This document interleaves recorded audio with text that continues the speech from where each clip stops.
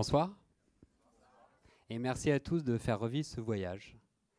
Ce voyage d'il y a 10 ans avec 3 amis d'aujourd'hui qui va durer 3 semaines en Asie, d'abord au Cambodge et après au Vietnam.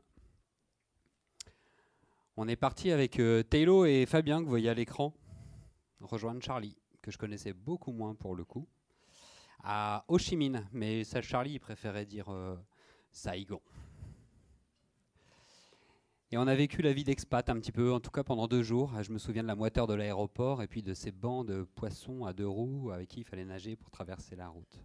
Mais on le savait, notre voyage démarrait vraiment au Cambodge, sur 350 km aller-retour, en longeant le Mékong que vous voyez sur les écrans ici.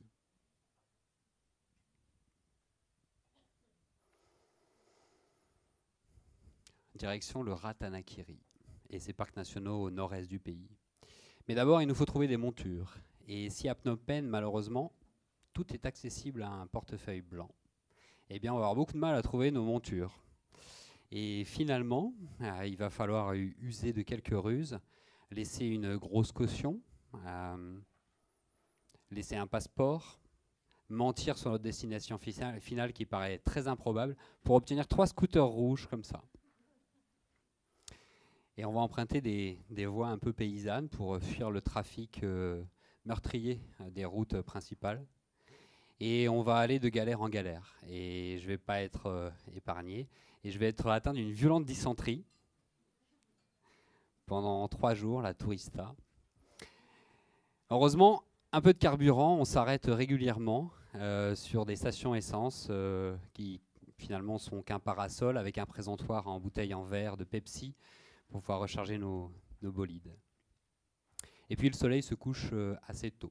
Et là, il nous faut vite retrouver refuge. Là, on est sur les routes à ornières. Et on est hébergé facilement, trop facilement à nos yeux de touristes.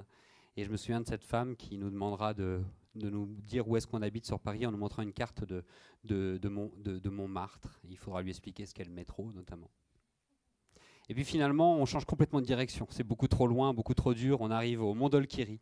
Mais heureusement, on rencontre cet homme, un japonais, qui m'apprendra les bases de la respiration par le ventre et qui me permettra de stopper cette vilaine dysenterie. Il m'apprendra aussi l'art de la poudre dans le thé. Changement de destination.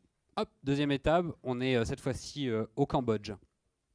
On est à Ho Chi Minh, on retourne en bus à Ho Chi Minh, on prend le train jusqu'au nord du Vietnam, direction Lao Cai. Charlie, le fameux Charlie, a une adresse, un contact pour louer ses vieilles breloques. Avec ces vieilles Minsk, on va réussir à traverser le Vietnam sur sa frontière nord, sur 400 km aller-retour. Et là, changement complètement de décor, encore une fois.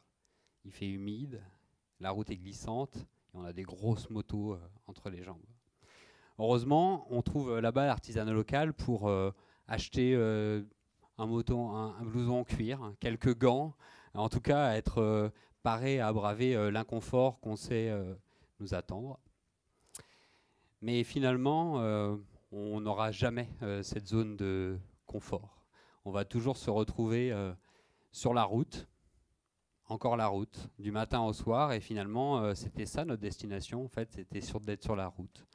Et même si on est 4 jeunes copains qui se baladent comme ça dans l'Asie, eh bien en fait c'est un voyage très introspectif. Et on va beaucoup se poser de questions nous-mêmes face à ces paysages-là, sur le dos d'une Minsk, qui pétarade entre les virages et les lacets des montagnes. Et du coup on est attendu. À chaque petit village, il y a une horde d'enfants sur le trottoir qui tendent la main pour qu'on frappe à moto. Des fois, on s'arrêtera et on jouera au badminton ou on chantera Papa Noël avec eux.